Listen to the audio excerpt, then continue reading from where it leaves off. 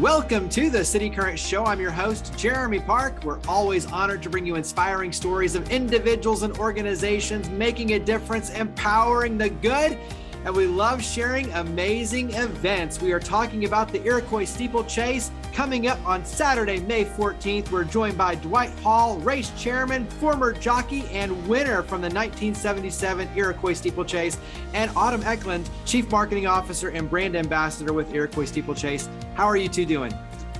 We're doing great. Thank you. So let's go ahead and dive in. This is the 81st running, so long history. But Dwight, give us a little bit of the history and the background for the Iroquois Steeplechase. Sure. So the Iroquois Steeplechase has been running. This will be the 81st running. We've been running continuously since 1941 with only two pauses, once during World War II and 2019 for we all know why. So we have been a long time event for Nashville, and actually we're considered Nashville's rite of spring. But to give you kind of some background, really racing started and goes back to the 1800s. I don't know how many people know, but in the 1800s, flat racing was abundant throughout Middle Tennessee and actually Tennessee. There were many, many race courses in Nashville, such as Clover Bottom. There was a race course below the Jefferson Street Bridge, and many other places around the city. So racing basically continued in Middle Tennessee through the 1800s until the early 1900s when gambling was outlawed. And that brought it all to a screeching halt and actually moved thoroughbred breeding, which really we were the center of thoroughbred breeding in the United States up until that happened, and then it moved to Lexington in Kentucky. Fast forward to really the mid-1930s, racing, there was a steeplechase race that had great ambitions that took place in Gallatin at Fairview Plantation, which is now a housing development and a golf course. That part of Gallatin really was a major sporting area for fox hunting, and the people that created, which all came from the Northeast as well as Nashville, created a major race that they had great ambitions for that ran for 2 years, 1930, 1931. That came to a screeching halt because of the Depression. The sporting club disbanded.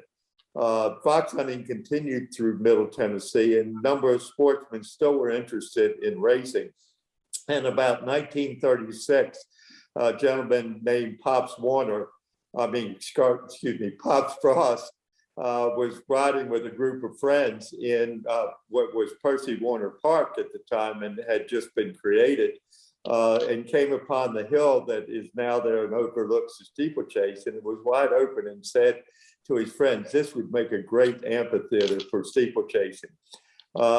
They then put together a group.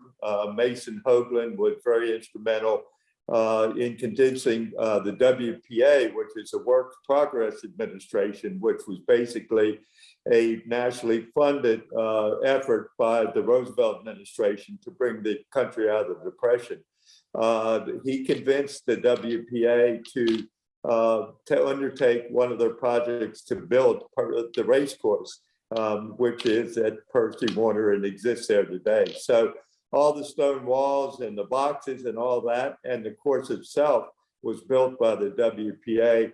Probably if we had to duplicate it today, would be a $5 million project. At the time, it was a $40,000 project, which was a pretty enormous sum for its day. The race course has evolved since then. We think we've become one of the premier race meets on the steeplechase circuit. We're the richest race in the spring. We've had numerous international horses come over in the last couple of years from Ireland. And we think we're one of the great race courses in the country. One of the things that happened when Calvin Hoagland, who was a chairman for 30 some years and taking it over from his father, when he retired, he said, I want you guys to keep in mind three things. I want you to have a world-class horse race. I want you to give to a great charity, and most importantly, have fun. And so we've carried that through today. So that's kind of a quick history of where we are today. We expect a great race this spring. We'll probably have a couple more international horses in. Looking forward to a fun event. For those who have never attended a steeplechase race, describe the experience. The experience is a great experience. It's a day out in the country. There's something there for everybody. There's somebody for the family. There's tailgating. If you want a more inclusive experience, we have all-inclusive venues on the hillside. And then the pageantry, the fun and the thrill of seeing the horses and seeing all the excitement that goes into it. It's we're no longer an agrarian economy. So it's an experience that a lot of people don't get close to horses, don't get close to the experience of the event. It's just a great afternoon to be out in the spring. Typically, it's a beautiful day, we hope, and we'll be again this year, knock on wood. Autumn, let's switch over and talk to you, because all of this happens because of sponsors. And also, too, as Dwight mentioned, there is a huge philanthropic piece of this equation as well. So give us a little bit of the philanthropic focus and the benefactors as well. Absolutely. So one of the things I'm most surprised about when I talk to people is they don't realize that we're a nonprofit organization. So one of our biggest beneficiaries of our event is the Monroe Carroll Jr. Children's Hospital. We've given over $11 million to the Children's Hospital, and it's a very important event. The children rely so heavily on the donations. Children's Hospital doesn't turn any child away.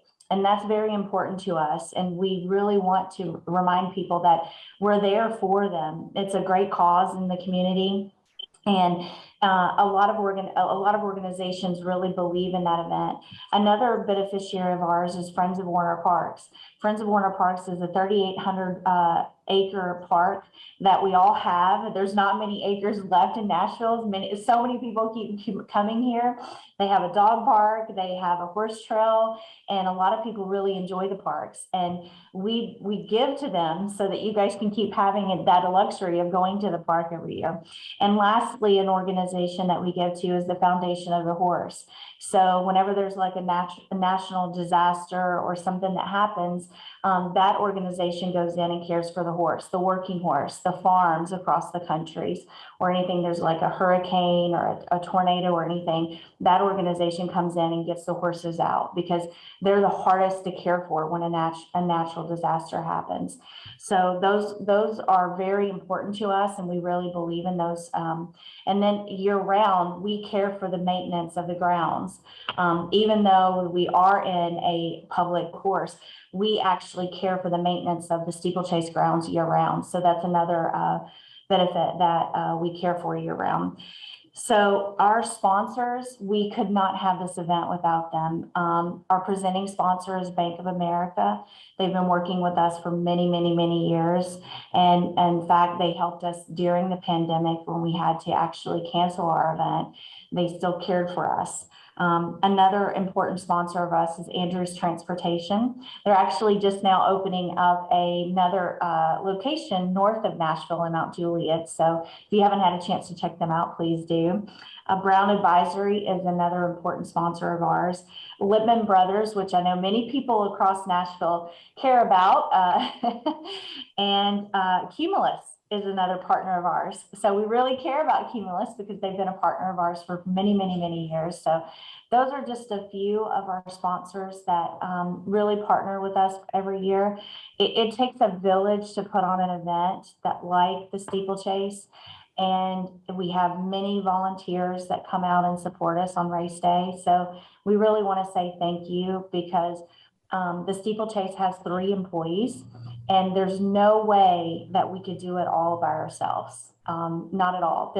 Nonprofits during the last couple of years have suffered so much, just like hospitality industries and so many other things. So we really want to say thank you to all of you for all the things that you've done to help us help the causes that we care most about. Go ahead and talk about on your end. We were talking before we hit record on this, but people come from literally all over, in many cases, our nation to come to this. So this isn't just a local event and experience. This really is an amazing opportunity for everyone all over to come in. And from a tourism standpoint, this is a powerful opportunity. And I think for us, we were talking to Cumulus Media being a partner, and obviously our radio show, we're going to air this in Memphis and Nashville and everywhere in between. Yeah. So trying to raise the awareness, but talk about it from a tourism draw, and obviously too, how everyone can purchase tickets and be a part of it. Yeah, so while we call it Nashville's Rite of Spring, and a lot of individuals are like, we've got to go because we've got to dress up and wear our best attire. Recently, we did some research and we had 27 different states represented in the infield from a tailgating perspective. And the box seats have been sold out for decades. But about 25% of those box seats come from up and down the East Coast. We have horse enthusiasts that come to watch the race. We always joke we have two dichotomies of people that are there, people that know that there's horses and people that don't know that there's horses. But we really enjoy people that come, whether you're from Nashville or not from Nashville. Everyone loves it. It's a great time. There's socializing going on all across the track. And who doesn't love Nashville's hospitality? I mean, whether you're from Washington, Seattle, Washington, or California, just come out and have a great time and see the horse racing. Dwight, there are a lot of upgrades for this year. So talk about some of the upgrades. Well, some of the upgrades for this year, one, we've created a venue that appeals to, I would call, the younger group. It's very upscale lounge. It's called the Royal 615 Lounge. It has upscale seating, great entertainment. We have multiple GJs in there. It is tenant. We'll have food and beverages available.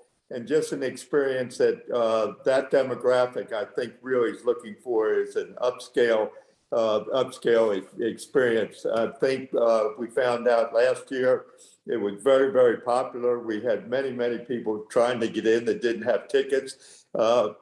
So we've decided to expand that.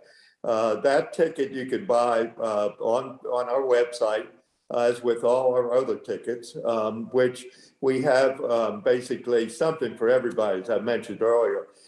We have tailgating, which we're 1,400 tailgating spots. A tailgating spot comes with 4 tickets, and then you can purchase additional tickets to have your friends come and join you. So that is one option. There are individual tickets, which you can just buy an individual ticket and walk in.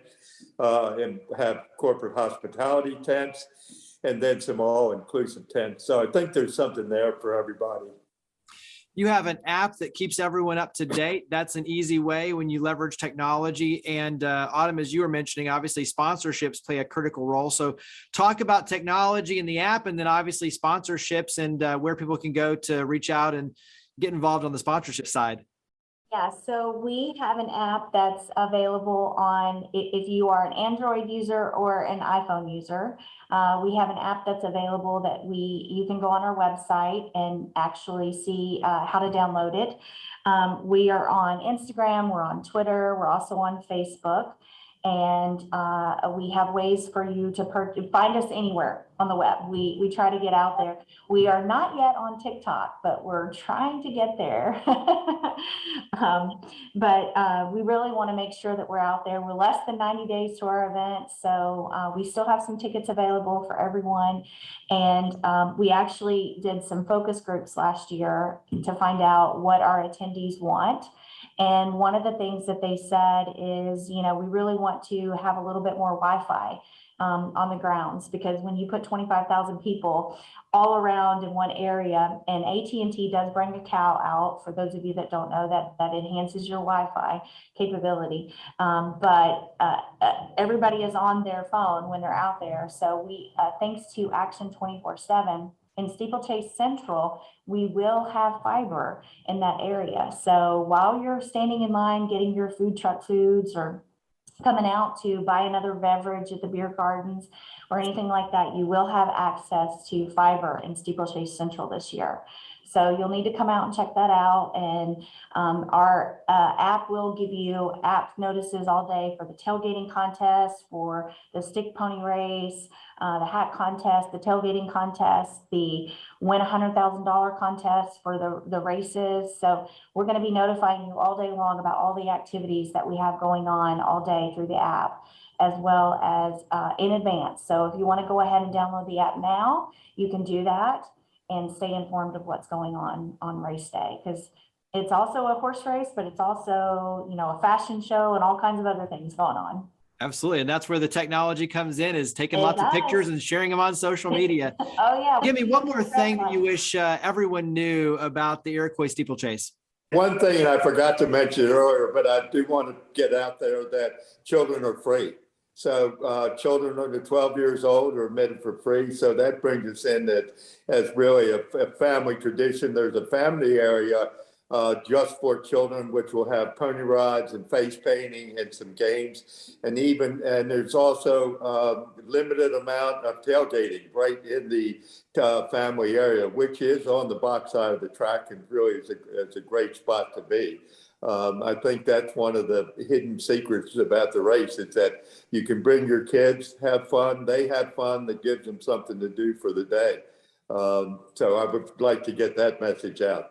Yeah. Autumn, what about you? What would you add? What's one more thing that you wish everyone knew about the Iroquois Steeplechase? You know, before I went, I had no idea how much fun it was and how many people that you could meet. And it's just a glorious event. And if you have never been to the Iroquois Steeplechase, take the day and go. Individual tickets are only $50. So you can't go anywhere in Nashville for $50. So absolutely take the day and go to the Iroquois Steeplechase. You will not regret it. We'll wrap up with website, social media. Where do we go to learn more? Go to iroquoissteeplechase.org. Come find us. Makes it easy. Well, Dwight, Autumn, thank you for all you and your amazing team do. Thank you for coming on the show. Thank you for having us. We look forward to seeing you on May 14th.